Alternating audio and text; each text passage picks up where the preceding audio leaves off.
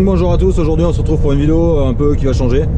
J'avais envie de faire des POV, mais les POV je trouve ça un peu nul parce que si tu fais rien, tu parles pas, ben ça fait, je trouve ça super long quoi.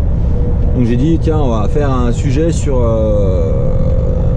Il y en a beaucoup qui me demandent c'est quoi les comment les dire, ce qu'il faut pour être chauffeur routier quoi. À part les permis et tout ça, je veux dire ce qu'il faut dans la mentalité, dans la façon de s'organiser et tout quoi. Donc l'autre jour on en a parlé avec Vincent justement et il a dit ce qu'on voulait refaire un live. En fait j'ai travaillé un peu avec Vincent pour voir pour un live et donc j'ai pas eu le temps encore. Donc on en a parlé et il m'a dit un bon chauffeur c'est pas uniquement une personne qui emmène de la marchandise d'un point A à un point B comme il dit toujours. C'est quelqu'un qui prend des initiatives, qui rend compte quoi. Quand il y a un problème, il rend compte tout de suite. Par exemple, s'il sait qu'il va arriver en retard parce qu'il y a eu un accident, il appelle en disant tiens je vais être en retard. S'il voit qu'il y a un problème au chargement, que les colis sont abîmés, qu'ils prennent bien des réserves. Donc les réserves, pour ceux qui ne savent pas,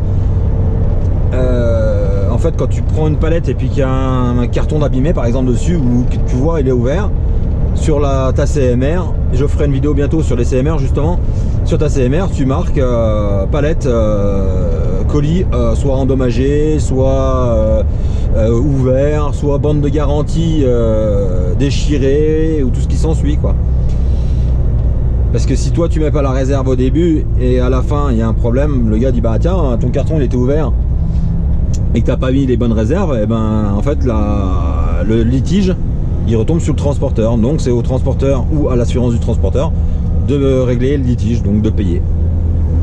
Donc voilà, ça fait partie du truc de bien faire comme il faut, mettre les bonnes réserves au bon moment et puis voilà. Et comme on parlait avec Vincent, le chauffeur en fait c'est l'image de la boutique quoi. Donc les gens ce qu'ils voient, il y a deux choses qu'ils voient, c'est le camion et le chauffeur.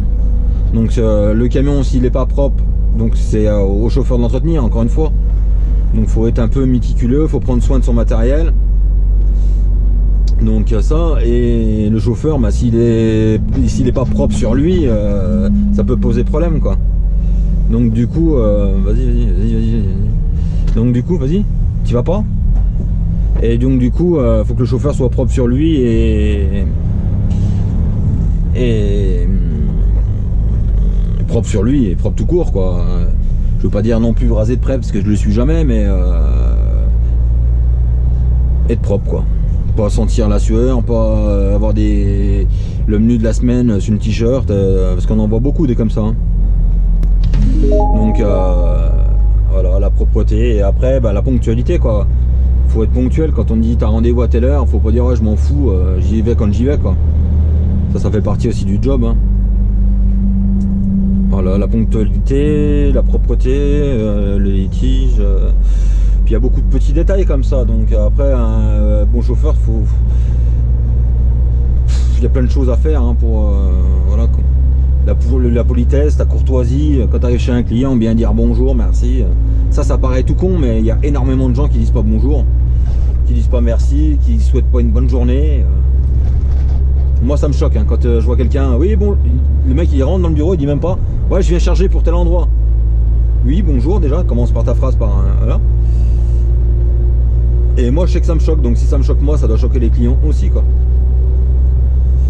Mais bon, c'est pour ça, il y a plein de petits détails. Donc pour moi il faut être ponctuel, il faut être propre sur soi, il faut être organisé, un minimum d'organisation. Il faut être rigoureux, toujours essayer de faire au mieux pour que ce soit pour la livraison ou que ce soit pour le patron quoi. Comme ceux qui te disent ouais moi je m'en fous, je prends l'autoroute, ouais mais il y a des fois de prendre l'autoroute ça sert à rien. Si juste pour pas te faire chier, là comme là je suis sur une route, si j'avais pris l'autoroute je pouvais, sauf que on faisait 20 bornes de plus et je perdais 10 minutes. Donc ça après voilà, c'est un peu de la logique. Parce que chauffeur c'est pas uniquement emmener un colis ou une marchandise d'un point A à un point B, c'est tout ça quoi. C'est de l'organisation, c'est de la logique, c'est aussi de l'anticipation quoi. Quand je sais moi par exemple que je dois traverser une ville et puis tu sais que c'est du bordel à partir de 8h, et j'anticipe un peu, si je peux un peu, au lieu de faire mes 11 heures de coupure, je fais que 10 heures. Et Et du coup je passe avant les bouchons quoi. Donc puis après l'anticipation c'est valable pour tout quoi. Parce que tu t'anticipes, c'est comme le matin quand tu fais tes contrôles de tour de ton camion. Si tu n'anticipes pas et tu vois pas, bah, par exemple tu as un pneu qui est en train de se dégonfler un peu, bah du coup t'as pas vu que ton pneu se dégonflait, donc du coup ben tu peux éclater, tu peux plein de choses quoi. Ça fait aussi partie de l'anticipation quoi. L'anticipation c'est aussi quand tu charges dans une remorque, regardez le mec il te dit bah tiens je te mets ça, puis il dit bah non la palette elle va pas tenir quoi. Donc faut pas oublier que tu es responsable de ton chargement. Donc si la palette elle va se casser la gueule, c'est pas l'expéditeur, lui il en a rien à foutre. Le problème ça retombe sur le chauffeur et sur la boutique. Donc en fait c'est un peu le maître mot, anticipation je pense. C'est vrai que c'est pas mal, parce qu'il y a beaucoup de choses à anticiper, hein, que ce soit sur l'entretien du véhicule, que ce soit sur la circulation, que ce soit sur le chargement. Il faut toujours anticiper le problème en fait. Donc je pense qu'un beau chauffeur, faut savoir anticiper. C'est vrai, c'est pas con. Et puis voilà, après, ça me paraît bien, moi ça me paraît bien logique, c'est ce que je dis toujours, la politesse et tout ça, mais il y a beaucoup de chauffeurs qui ne le font pas. Qui disent pas bonjour et tout ça, et moi je le vois tous les jours. Quand tu vas boire un café, le mec il dit même, l'autre te pose le café, ils disent même pas merci. Et puis voilà, donc ouais, après, ouais, anticipation c'est valable pour tout, que ce soit pour les bouchons, que ce soit pour justement pour les douches, pour être propre sur toi et pour ton bien-être hein, aussi. Hein. Donc je pense que l'anticipation c'est le mot qui remet mieux les choses quoi. Et après comme je disais, rendre compte quoi, dès qu'il y a un problème, faut pas hésiter à rendre compte à ton patron parce que les mecs ouais bah tu te mets là puis t'attends, bah non c'est pas comme ça que c'est prévu. Moi je prends le téléphone, j'appelle Vincent, ils me disent d'attendre, il y en a pour 2 heures et voilà. Et moi j'ai des collègues, des anciens collègues parce qu'ils sont plus chez nous, qui faisaient ça. Les mecs ils passaient 4 heures dans la couchette, au bout de 4 heures ils se réveillent, ouais Vincent ça fait 4 heures j'attends. Bah oui fallait peut-être y réfléchir avant quand même parce qu'on a beau avoir la géoloc, Vincent il a pas le nez dessus hein. Lui il s'en sert uniquement pour quand le client demande, dire bah tiens il est où le camion, bah il regarde, ah bah il est là, il va arriver dans tant de temps, c'est tout. Et puis voir s'il n'y a pas de problème. Parce que c'est comme la géoloc, il y a des gens qui sont pour, il y a des gens qui sont contre. Moi perso on l'a, moi j'ai rien à me reprocher, donc j'ai aucun problème avec la géoloc. Et en plus ça peut nous rendre service hein. Malheureusement nous il y a quelques années en arrière, on a un collègue qui a été retrouvé décédé dans son camion. Bah, c'est dû à la géoloc qu'il l'a retrouvé quoi. Parce que sinon le camion il savait pas où il était hein. Il était en Italie, point barre, il savait pas du tout où il était. Bon lui ça a été encore différent parce que c'est pas qu'il a été c'est pas qu'il a fait une crise cardiaque ou quoi que ce soit, c'est qu'il a été assassiné pendant la nuit. Donc en fait je vais vous faire le topo vite fait. Il y a 8 ans en gros, on a un collègue à nous qui s'est fait agresser en Italie, je sais même plus exactement où, mais il s'est fait agresser et ils l'ont retrouvé mort dans la cabine avec un coup de fusil dans le dos. Donc voilà. Je sais pas pourquoi je vous parle de ça, bah si parce qu'on parlait de la géoloc, mais bon. Et ils savent toujours pas pourquoi. Bon après il y a eu toutes les radios chauffeurs en disant que c'était normal parce que mon patron à l'époque on remontait de la drogue dans les porte-bobines. Parce qu'on avait des remorques à fausses porte-bobines et on remontait de la drogue sous les plaques. Alors j'ai entendu ça il n'y a pas très long, bah il y a 1 an déjà. Et voilà, et le mec il était complètement débile parce qu'en fait il était en train de tailler et au bout d'un moment je lui ai dit, écoute, moi j'ai travaillé là-bas, il n'y a jamais eu de problème, il n'y a jamais eu de ça, tu parles de choses que tu connais pas. Oui mais pourtant on me l'a dit. Ben ouais. Encore radio chauffeur. Et en plus ce qui était de mieux de ce mec là, c'est que ce mec là il est en train de dégueniller. Moi je peux vous dire c'était à l'Euroscar à Vitry, donc à côté de Digoin, entre Digoin et Paris. Et le mec il était en train de tailler sur la boutique où je travaillais avant. Et dans la conversation il m'a placé qu'en fait il se garait son camion là-bas pour le mettre en sécurité. Donc je lui ai dit bah si tu veux on appelle l'ancien, bah je ne donnerai pas le prénom hein. Et je lui ai dit bah si tu veux on appellera un tel et puis je peux l'appeler là si tu veux. Et puis je lui ai dit tout ce que tu es en train de me dire. Parce que je dis c'est bien beau de baver sur les gens mais faut pas en profiter derrière quoi. C'est pour ça que c'est de toute façon le transport c'est un milieu un peu langue de pute hein. Ça a toujours été et ça sera toujours. C'est un milieu de langue de pute et de menteurs, donc malheureusement. Donc voilà. Voilà, je sais pas combien de temps ça fait que je parle, mais j'espère que ça vous plaît. Parce que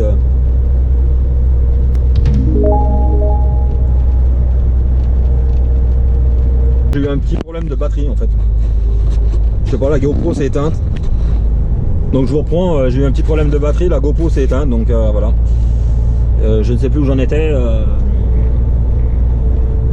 Merde, bah, je sais plus où j'en étais, bon voilà.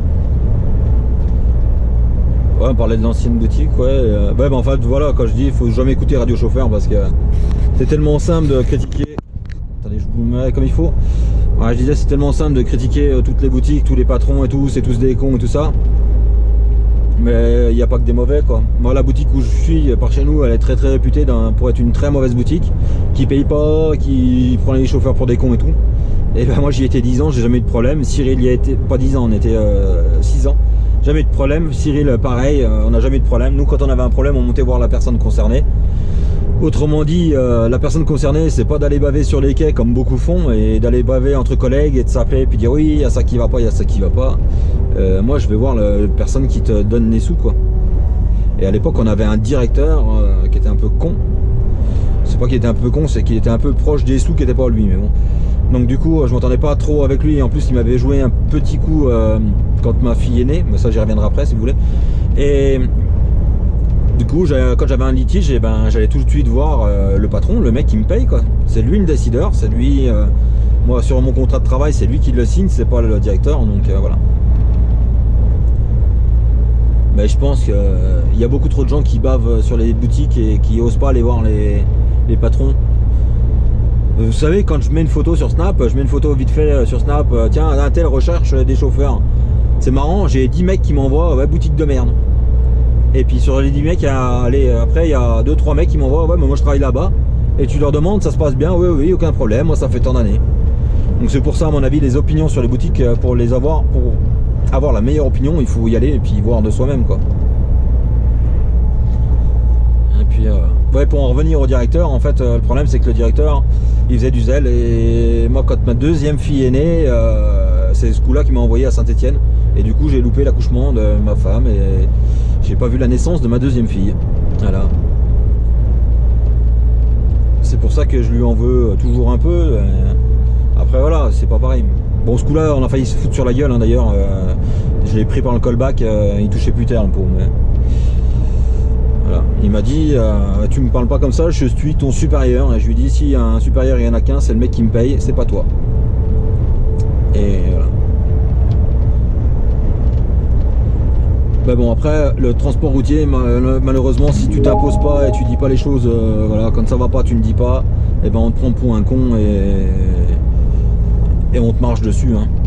C'est pour ça qu'on voit des taux horaires si bas, qu'on voit des salaires si bas, des mecs qui font des heures et qui sont pas payés à outrance. Nous, où je bossais avant, il y avait presque 400 € d'écart entre ma paye et la paye d'un mec qu'ils embauchaient, quoi. Alors que, voilà, moi j'étais payé comme si je faisais tout le temps de l'inter, et alors que je faisais du national. Bah pas que, mais je faisais beaucoup de national, quoi. C'est pour ça. Il faut savoir s'imposer et faut surtout pas se laisser marcher dessus, hein. Et que ça soit pour tout, hein, que ce soit pour le matériel, que ce soit pour...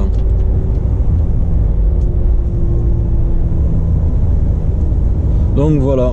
Donc j'espère que ce format vous a plu. J'essaierai d'en faire un prochainement. En attendant, je vous dis à bientôt et voilà. Allez, ciao. Je vais vous laisser jusqu'à la recevoir, allez.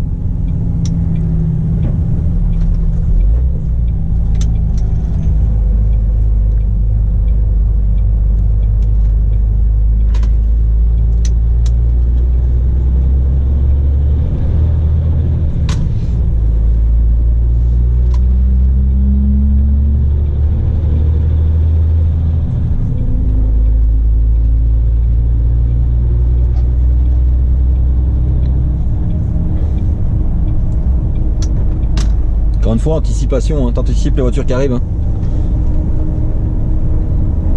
Là, il y a une voiture blanche qui va arriver, voilà. Et après, il n'y a personne.